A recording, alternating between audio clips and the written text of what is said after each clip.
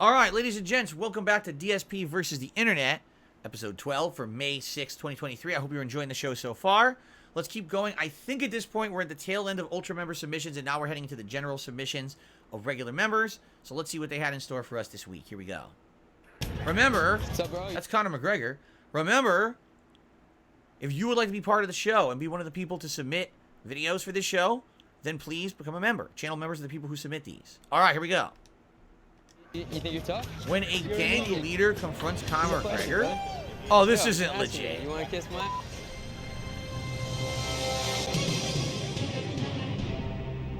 It's so sad Steve Jobs died of Who the hell is Steve Jobs? ligma balls.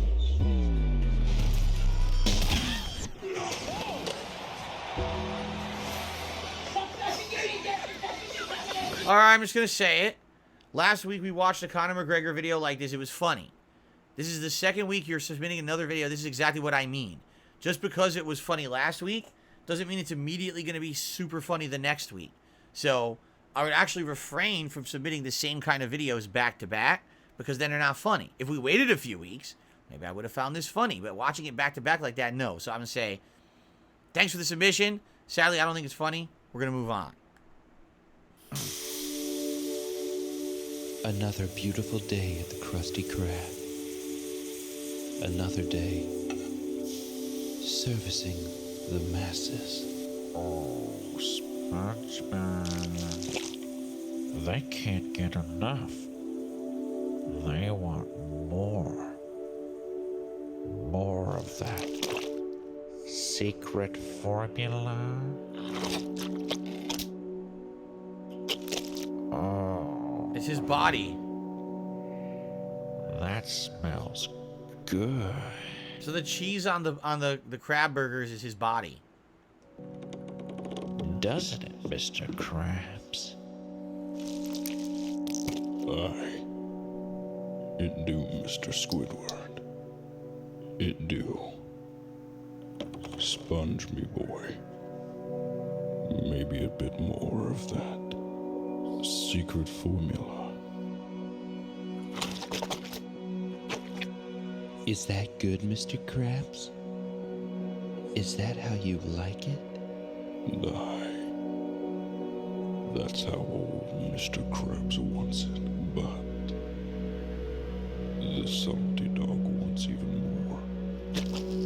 Can you feel that? Oh, God. I can feel it, Mr. Krabs. Mr. Krabs is dipping his hand in the old honey jar, isn't he?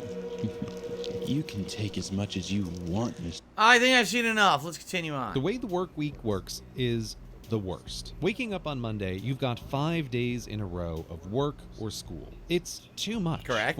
But by Wednesday, withered is your soul, with 2 more days, nay, 3 more days until the weekend. All right, which is why they call it hump day, because by the time you hit Wednesday, this is coming from someone who both attended school for an extended period of time, including university, and then someone who had a 9-to-5 job for a while. Yeah, by the time you hit about the middle of the week, you start to feel really deflated. You know what I mean? Like, man, we're only 3 days in. We still got another 2.5 days left. Like, geez. But alas, the weekend is also broken. 2 is the wrong number of days off because the first day off is just a collapse from the overly long work week, True. and the second day off is tainted by the looming Monday. The traditional weekend is, at best, 50% efficient. It takes 3 days off just to feel like 2 days off, and 2 days off feels like 1 day off. But here is where it gets interesting, because 1 day off isn't none day off. A day off never goes unappreciated. Which brings me to a new schedule for new living. Weekend Wednesday. Take the last 3 workdays, Okay. slide them over 1 slot, and bring the spare weekend day forward to Wednesday. Now, when you wake up on Monday, there's only 2 days to go until Weekend Wednesday, then just 3 more days till Sunday. I've been working on this schedule, and boy, do I love it. Here are the advantages. Productivity goes down without breaks. That's true on the scale of a day, to the scale of a year, or a life, and it's certainly true on the scale of a week. Well-timed breaks equals a more effective you. So the premise or the hypothetical here, all right, is that if you're not working 5 straight days, you're not wearing yourself completely out. If you're taking a break in the middle of your work week, you don't feel so ridiculously decharged that your productivity goes down halfway through the week. Also, it allows you to make maximum use out of your day off because you don't feel so tired on your day off. You could still do stuff. It's not just, oh my God, I'm so beat from 5 straight days of work that now I just need to be a lump today before I can actually do anything tomorrow. I kind of get that. I don't know if it's scientific, but I do kind of get that philosophy. I think that makes sense. What he's saying on paper makes sense, but I don't know if there's any data to prove it. Day push followed by a break, then a 3-day push and rest feels amazing on both cycles. The days off are more relaxing and the days on more concentrated. If you're self-employed with control over your schedule or a student able to pick classes to keep days clear, I strongly suggest you give it a try. And if you're an employer your employee is enthusiastically sharing this video with, it's worth considering if everyone is on board. Now, of course, Weekend Wednesday won't work for the whole world, and that's fine. One other thing I'm thinking of, that creates an... I'm trying to pause it. One other thing I'm thinking of, so right now if you work a 5-day week, it's the hump day is Wednesday. The problem with hump day is your first 2 days before and your 2 days after. You feel burnout on Wednesday, but you still got 2 more days to go. With this new work week premise, when you're working the 2 days before your break, there's no hump day. It's just work, day off. All right? The second half of the week, which would be the 3 work days and then a day off, your hump day would be the middle day. The good news is there's only 1 more day to go after hump day, and now you're recharged. So essentially, this cuts this down a lot. It does. Unbiased Fan says, actually, studies show 4-day work weeks usually work best. Work productivity is either equal or sometimes better than 5, but America is work obsessed, so it'll never happen here. Man. All right, I like this idea. Weekend Wednesday. I wonder if it works, though, in practice. As a small creator, finding your way around YouTube, you are bombarded with tips, strategies, and facts. Yeah. Don't post shorts. They're going to hurt your channel. The trending section on YouTube is only for the elite. Tags are like the only way to get ranked, dude. What? Now, Tags don't even many work of anymore. These people would claim these are true. Tags literally don't even work anymore. Tags, it even says it when you go to enter tags, they're hidden now. And they're like, only put something in a tag if it's not in the title or description of your video or imminent from like the content in it. If you have something you want to associate it with, but it's not clear cut, then make a tag. But tags, they phased them out like 2 years ago. They don't even do anything anymore. But they are in fact myths. And what we're going to try and do today is debunk 13 of the biggest... It's a 20-minute video, so sadly we can't do all of them. I'd like to see some of them, though. Let's see. offending YouTube myths. Before we do that, though, let us know in the... Oh, here we go. How long should We're it going be? to debunk. So let's kick this off with myth number 1. Longer videos lead to better Here we go. YouTube rankings. Dan, discuss. No, the truth is that a 1-minute video can be just as viral as a 20-minute video. The most important thing creators need to remember here is you get your point across regardless of how long you think your video should be. What video length doesn't take into account is session watch time. For example, a viewer could watch a video that's only 2 or 3 minutes long, be really satisfied by it, and end up binge watching a lot more content from that single creator. So instead of watching one 12-minute video, they're watching 10 2-minute videos. And now you can appreciate how valuable that can be to the YouTube recommendation engine. Honestly, the people who are telling you you need to make videos of a certain length are probably just thinking about videos that are longer can display More ads. However, if you are making longer videos for the sake of it, either to get over 8 minutes, to put adverts on your videos, or because you think making longer videos, getting more watch time, leads to more positive metrics, that could actually impact the satisfaction the viewer gets from... Right, they're right. Use text on your thumbnails? I don't even care about that one. That's kind of stupid in my opinion.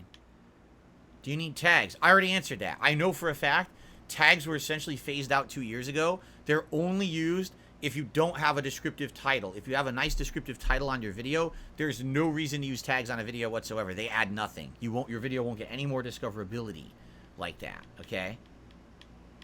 Could a bad video kill my channel? That's an interesting one. Let's see what they have to say about that.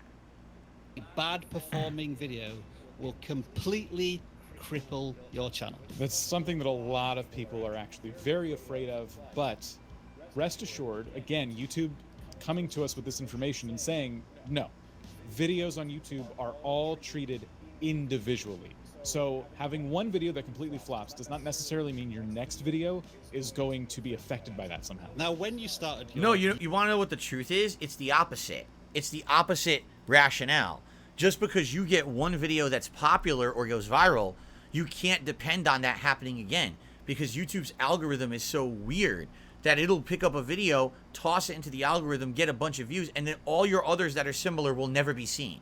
Perfect example of this, all right? Last year, I started doing YouTube Shorts, and one of the earlier shorts I did was my Sonic Frontiers playthrough. Now, I made several shorts of Sonic Frontiers, but one of them, for some reason, hit the YouTube algorithm and went from like 1,000 views to 30,000 views. And a ton of people saw it and went and watched some of my Sonic Frontiers playthrough because of it, and it benefited, okay? But I did other ones that were very similar, never got any views whatsoever. Some of them had 1,000 or less.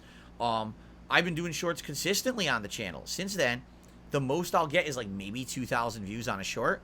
They're all the same style. So why did that one short hit the algorithm and nothing else? Because YouTube's weird.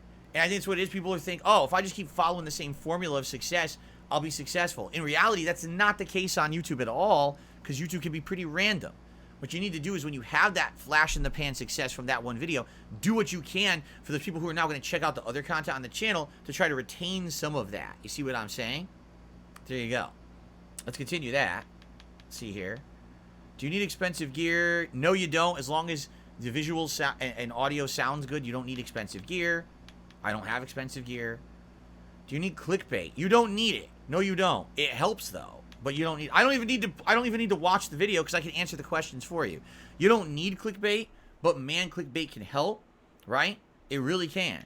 So, for example, we just watched in part 1 of this week's show, cooking video about this Creole cornbread dressing, right? The video itself is fine when it comes to the recipe, but what's the fucking thumbnail and what the woman in the dress, you know, very skimpy, very, very, you know, revealing. Guess what? Gets 2.6 million views because the thumbnail shows that. That's clickbait. It's not really the content of the video, but that's what they're trying to do to get you to watch the video. So it can work. It doesn't always work. You don't need it. In reality, clickbait appeals to a new audience. You see? Clickbait is going to get the newcomer to watch. Old people who are fans of your content, your biggest fans, don't care about clickbait. You see? How many videos do you need? Let's see this. Let's see what it says here. How many videos do you need for what? And now they're testing it with new audiences, and they're getting positive signals, and it builds up that snowball effect of more viewers being shown your content. Speaking of content and subscribers, you actually, I don't know if you knew this, Rob, you have to have like a ton of videos if you want to actually start getting subscribers in the first place. Really? Is that true? That's a thing. I question that. You could make 100 terrible videos. That's and right. then on video 101, you're still going to get no views and no subscribers. And let's be honest about this, Dan. We've seen this repeated so many times with Let's Play gaming channels who fall into that trap. On the other hand, we've seen examples of channels that have made 1 or 2 videos and already they're getting thousands of subscribers and millions of views. In fact, quite recently, during one of our live streams, we audited a channel that on their very first video eventually hit 500,000 views. Wow. And counting. Nice. Now, we can see this using our own vidIQ historical data tools. It does take them a little bit of time to kind of get up and running, but eventually YouTube finds an audience, again, for their first video, and it's still getting views even today. Speaking of first videos or videos hurting the channel, what about YouTube Shorts? No. They're bound- YouTube Shorts would never hurt the channel. YouTube Shorts would never hurt the channel, right? Okay. Please bear with me. You got an idiot here. Okay. Let's see. Continuing on. How do you make money on what? How do you make money on what? Let me see what you're Literally any money at all on YouTube. It's the only way to make money. The smart completely false. I mean, most YouTubers today do not make all their money on video views. They have all kinds of stuff. Product placements, partnerships, sponsorships, Patreon, you know, just streams that bring in revenue way past that. That's absolutely ridiculously stupid. Do more views mean more what? Sounds like, Dan, there's plenty of ways to make money on YouTube, but this is all tied into a subscriber count, yeah? No. Nope. The number of subscribers you have on YouTube, well, I mean, past getting 1,000 subscribers and reaching the monetization goals, has no effect on the money you're going to bring on your channel. Correct. Has nothing to do with it whatsoever. These are very common sense questions if you use YouTube. How do you get on the YouTube? How do you YouTube trending? YouTube trending. All right, let me put it this way. YouTube trending does not just apply to the biggest content creators. But the problem is the way the algorithm's set up is that once you're there, now you can stay there. Do you understand? Like if you get that same viewer base for being on trending, and you keep pumping out constantly that same kind of video, you could continue to stay on trending, and therefore you can kind of stay there for a long time, right? Look at what happened with my KO gaming channel many years ago. I had a video that hit trending. It was my video that was the worst game I've ever played, Homefront: The Revolution. Got 1 million views within like a week. And it was in trending for a few days. If I had continued to make that style of video over and over and over, I would have stayed on trending. But I told you guys I don't want to do that. I don't want to stay there and just make toxic, negative reviews and content constantly just to stay on trending. So I split up my content between negative and positive, and the trend basically died out, and within a few months, I didn't get that positive effect anymore from it. You see? All right, what's the last one? What's the best time to post? There is no best time to post. What the best time to post is for your audience. You have to look at your own audience demographics when they watch the most, and then post then. There you go. 90 famous people then and now. Ben Affleck. Okay, O'Banion. Okay. Big guy. Yeah. Who is he? O'Banion is basically... I like they keep showing that interview where he's sad as shit. Hi, my name is Beyonce. Beyonce Giselle Knowles. And I'm 16 years old. I just turned 16 about 4 or 5 days ago. My birthday is September 4th. Foster home. Jesus Christ, he looks exactly the same. Did Leonardo DiCaprio ever change at all? Look at his fucking face.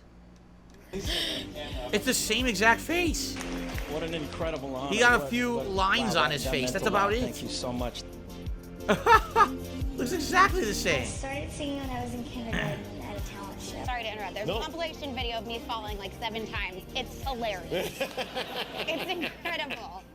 Very similar there. Oh my God, he looks exactly the same too. Here's the set. What's it like? What's it like? Whoa! Yeah. Again, he looks older. He grew a beard. He has, you know, Tough work, but someone's wrinkle lines on his face, but he looks almost Speed, identical. Cruise ship, and then I was Right? thinking, well, bus and cruise ship, speed, bus, not so fast, but then cruise ship is even slower than a bus. Thank you very much. Oh, thank you. You're welcome. Bye. Bye. He walks away. Bye. Be a drummer when you grow up? Bieber. The Biebs. He's been putting up videos on YouTube. He is now the #1 most subscribed to musician in Canada on YouTube. That's why when some idiot teacher tells me I'm not living A lot up of to these my people have never potential. changed their looks, right? I don't think we've seen one that looks dramatically different. They all kind of look the same. I probably look totally different than I did when I was much younger. Just smile, because I know I am. I did so many drugs, I wound up in another country. Hi, Entertainment Tonight. I'm Jennifer Lopez. I'd be singing and the mic be over here. You know, I'm like, yeah, oh, the mic, you know? It's like, I'm Selena. We're watching Disney Channel. We like to draw. Her face is exactly the same, right? Again, her face never changed. I am. All right, what's the next? I'm already getting bored. I'll be honest. I'm already bored of this video. All right, I'm bored. What's the next one? So, by the way, I will say this. Again, some people kept submitting the same kind of video. Like, there was a game show answers video. We've seen that for like 3 straight weeks. So, I didn't put that one in this week. If anything, that seemed like it was something we've done for several weeks in a row. I tried to remove it from this week's show so that we're not doing the same thing every time, just so you know. Okay? All right. We'll probably watch one more video, and then we'll probably split the part here. Okay? Let's see what this one is. I have no idea. The dumbest... Oh! I thought I split... I guess I didn't split this out. Let's just watch a couple, and then we'll move on, because like I said, we've been watching these for a long time. I really don't want to do game show answers. Name a day of the year when you really want to be with friends. December. Name something normally worn only by children. Michael. Clothes. See, we already saw these. We already saw these answers. They've been in the other ones. So, I'm going to say, let's, from now moving forward, let's skip these. I mean, if we'll come back to this in like a month or two, but we've even seen these answers. So, I don't want to do that again. Let's do one more video then. This is Dead Rising 1? Dead Rising 2? 1? No, this is 2, because this is the mall, isn't it? No, wait, Dead Rising 1 is the mall.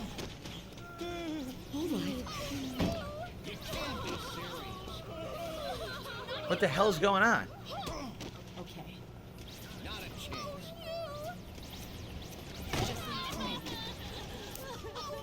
What is going on? Why is everyone, like, crying and shit? Are they fighting? It looks like he saved, like, everyone, right?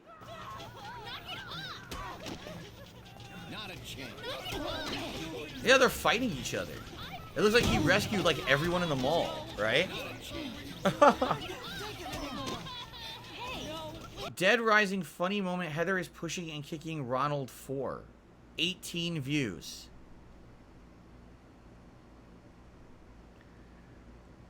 I'm going to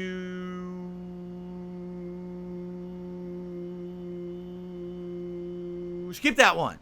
I don't see anything funny about it. All right. This is a good opportunity to split the part. Thank you all, everyone who's here relaxing with me on the show today. I appreciate it. Anyone who watches this on demand, I also appreciate you guys chilling with me. All right, and thank you very much for any support today. Remember, the best way to support this channel is by becoming a member or gifting memberships. If you're a member, you're the people who can actually nominate these videos each week. All right, and as you can see, it's a mix. It's definitely a mix. But thank you. To anyone who supports this channel in any way, please consider becoming a member. All right, guys, thank you. Split the part. We'll be back with the second half of the show in just a moment. Excellent.